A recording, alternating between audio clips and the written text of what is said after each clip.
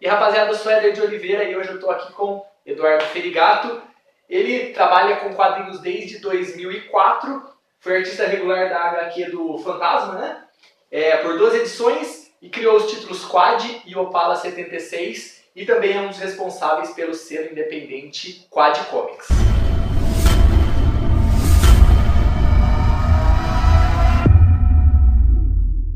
O primeiro, obrigado. Muito obrigado. Eu que agradeço. Então vamos lá para algumas perguntas aí nesse bate-papo. Cara, como que é trabalhar com quadrinho no Brasil? Trabalhar com quadrinho no Brasil é só pela paixão por quadrinho mesmo, né? Tentar nadar contra a corrente, mas também, é o que eu costumo falar, não dá para não fazer, né? Então, tem que equilibrar o quadrinho com os seus trabalhos normais. Eu sempre peguei muito trabalho para publicidade, né? Para storyboard, para livro didático, para ilustração. E nesse meio tempo vou tentando encaixar os quadrinhos quando dá, né? Tentando manter uma produção assim para daí desenvolver uma carreira em torno dessa área, né? Legal. Você teve a experiência de trabalhar com o Fantasma, né? E é recompensador? Vale mesmo a pena trabalhar para o quadrinho gringo? Foi uma experiência muito boa, assim, não tenho do que reclamar dessa época. O Fantasma os direitos foram comprados pela Dynamite, né, por esse ano, 2010, 2011, porque ele estava com uma outra editora. Aí quem foi o responsável pela concepção visual do personagem na época foi o Alex Ross, e eu entrei como desenhista regular da série. Trabalhei em 12 edições. O mercado americano, eu acho que eles respeitam muito a visão do artista. E geralmente quando pedia alteração é porque fazia sentido mesmo. Quando e como surgiu a ideia do Quad Comics? O Quad Comics foi quando eu estava trabalhando na TFG, lá em São Paulo, uma empresa que cria jogos para celular, é a Top Free Games. E nessa época o nosso diretor de arte era o Eduardo Shaw, na empresa. Eu trabalhava no departamento de arte. E a gente estava lá, o Eduardo Shaw como diretor de arte, tinha o Diego Sanches também, e o Aloysio Santos e mais vários outros artistas também que trabalhavam com a gente na época. E eu estava já ensaiando para tentar escrever alguma coisa nessa época. Porque é aquilo que eu falei, quando você quer fazer quadrinho, você tem seu trabalho, mas o quadrinho fica batendo na cabeça, assim, né? E eu já tive, nessa época, a ideia pro Opala, eu tive quando eu estava trabalhando na TFG. E comecei a ler livros de roteiro, porque eu sempre, na minha carreira, por muito tempo, eu idealizei ser só desenhista. Mas com o tempo, você começa a querer também ter mais controle, ter uma própria história, né? Ver que algumas histórias, às vezes, que eu lia ou que eu comprava na banca, eu falava, pô, essa história é ruim, né? Dá pra mim escrever uma história ruim também. Eu sou muito bom, mas se eu escrever uma história ruim e der certo, tá bom. E aí eu tentei, comecei a elaborar o Opala e eu coloquei como meta que eu ia lançar uma HQ no FIC 2013.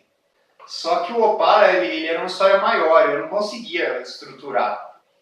E estava chegando o FIC 2013, né? A gente estava no começo lá para, deixa eu ver aqui, era março, mais ou menos, de 2011. Eu falei, não vai dar tempo de escrever uma história grande, fazer tudo sozinho, né?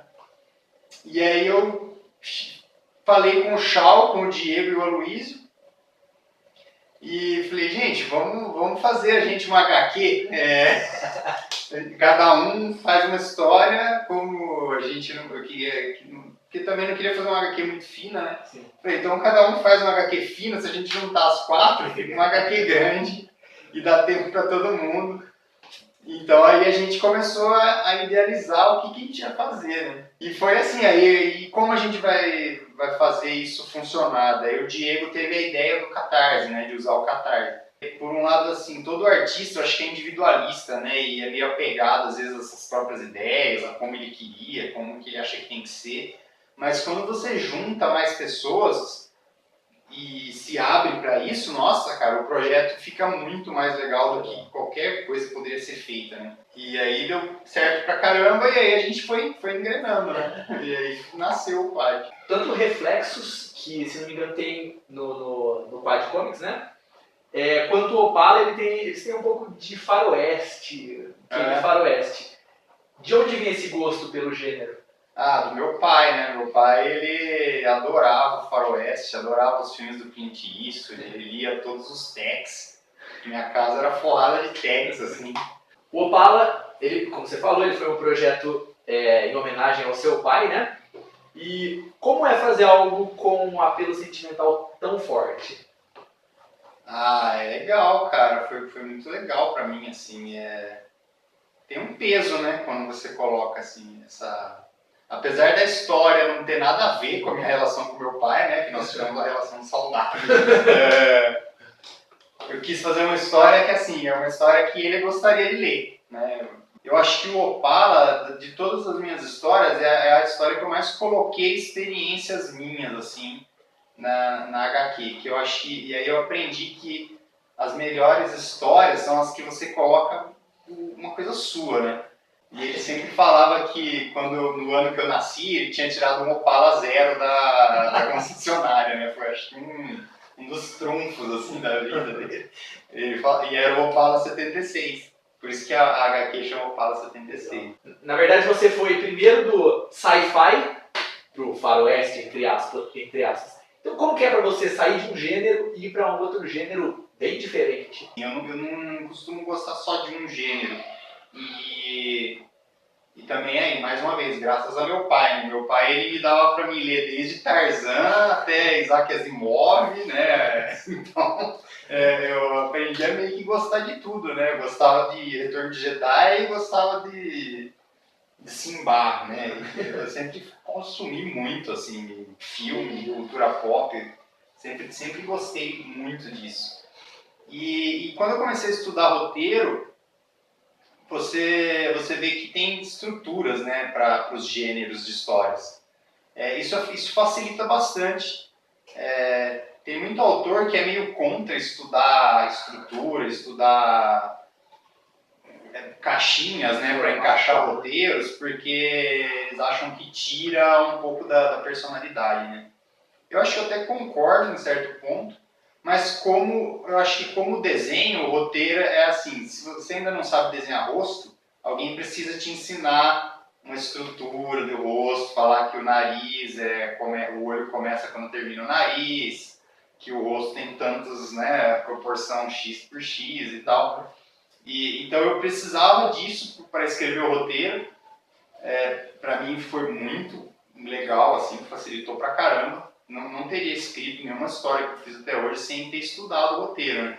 Depois que você entende que cada um tem um formato, uma estrutura, daí é só você adaptar, né, a estrutura. Entendi. Bom, você escreveu e ilustrou o Opala, né?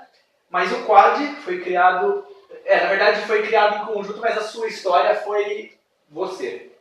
Ou cada um... Não, a gente mexe pra caramba um na história do outro. E como é isso? Porque acho que deve ser muito diferente. O Opala é só, entre aspas, seu e o Quad é de uma galera. Tem alguma diferença? Mesmo o Opala eu posso falar que tem uma galera, né? Porque a gente fala que a gente tem uma guilda de escritores, assim, né? O escritor tem que ter isso, sim. Você tem que ter um test drive do seu roteiro, assim. Mostrar antes, né? Para as pessoas, para daí elas darem opinião. Eu não tenho muito essa ideia da escrita fechada, de falar, não, eu escrevo e é do meu jeito e aí saiu, sabe? Eu acho que se eu fizesse assim, depois ia aparecer um monte de erro no roteiro, um monte de buraco que eu poderia ter melhorado se alguém tivesse lido antes e falado, mas espera aí, não entendi isso aqui que aconteceu, não faz sentido. O Opala eu cheguei a refazer 15 páginas de arte final, assim, joguei fora e passei pro bico de pena, porque eu estava fazendo digital e não estava satisfeito. Eu acho que tem que se perder essa ilusão da inspiração divina que vem e você é um autor genial, sozinho você escreve aquilo. Cara, as coisas que são bem escritas mesmo, dificilmente fica só na mão de uma pessoa ali, né? Em relação ao quad, existem planos para outros volumes? Porque até o momento são 3, né? Existem planos para outros? Tem, agora lança informação, e aqui tem informação. A gente vai lançar um quad 4 nessa Comic Con agora. Estamos já fazendo uns preparativos já. Vou formular uma pergunta, mas voltando ao Opala. Você já pensou uma suposta adaptação para o cinema? Quem seria um diretor que você gostaria e alguns protagonistas? Já pensou nisso? O Opala, cara, tem uma história bizarra do Opala, que o protagonista do Opala é o Domingos Montagne. Eu peguei ele de referência mesmo, eu usava ele pra caramba, porque ele seria o Dario perfeito, assim. Eu usei ele pra fazer, mas ele na época que eu tava terminando de produzir HQ, né, teve aquele acidente, faleceu, afogado e tal. Nunca pensei num diretor, assim, pra fazer. Agora, o resto do elenco, acho que o Coronel eu usei o Paulo Altran, com um pouquinho daquele outro autor, que eu esqueci o nome agora. O Raul Cortez, O vilão é o Dado Dolabella, o Júnior. Inclusive foi uma recomendação do Shaw também na época. Pega atores, assim. Existe algum personagem que você gostaria de desenhar e ainda não teve a oportunidade? É o Boy. É o Boy, com certeza. É o Boy, se o Minhola me ligasse aqui. Fazia até de graça as 3 primeiras, sabe? Adoro Hellboy. Sou muito fã do Batman também, né? Tem um Batman por tudo que é lado aqui. Mas hoje em dia eu gosto muito do Batman da época que eu li, assim, que era um Batman mais pé no chão. Atualmente você ainda trabalha no modo antigo de papel e caneta, enfim? Ou você usa mais digital e tal? É 100% digital hoje em dia. Muito difícil eu sair. A última vez que eu saí do digital foi para fazer a arte final do Opala, que eu quis fazer, que eu fiz no bico de pena, né? Na época eu tava experimentando, sketchbook, bico de pena e tal. Achei legal pra caramba, mas eu fico ainda mais confortável no digital. Acho que desde 2009 que eu só faço coisa no digital. O processo em si é muito mais rápido. É 1000 vezes mais rápido, muito mais agilizado. Tudo. Porque o digital, e aí eu fico assim, é preguiça mesmo, você fica preguiçoso quando você acostuma com o digital. Porque você está desenhando uma cena, você está com a cena quase toda pronta, você fala, nossa, não cabe, sabe? E aí você só faz assim, diminui e continua desenhando, sabe? Gente, infelizmente aconteceu um erro na filmagem, enfim, eu não consegui recuperar, então esses 5 minutinhos finais de vídeo, infelizmente perdi, não consegui recuperá-lo. Quero agradecer ao Eduardo Ferigato por toda a atenção desde o primeiro e-mail que eu mandei. Muito obrigado realmente. Caso você queira conferir, comprar alguma dessas obras do Ferigato ou de outros autores da Quad Comics, o link vai estar na descrição do vídeo, é quadcomics.com.br, mas é só procurar lá que você vai encontrar direitinho. Se você não é inscrito no canal, inscreva-se que isso ajuda bastante a gente. Gostou da entrevista? Deixa aquela curtida e continue acessando cinemapipoca.com.br. Um grande abraço a todos e até mais!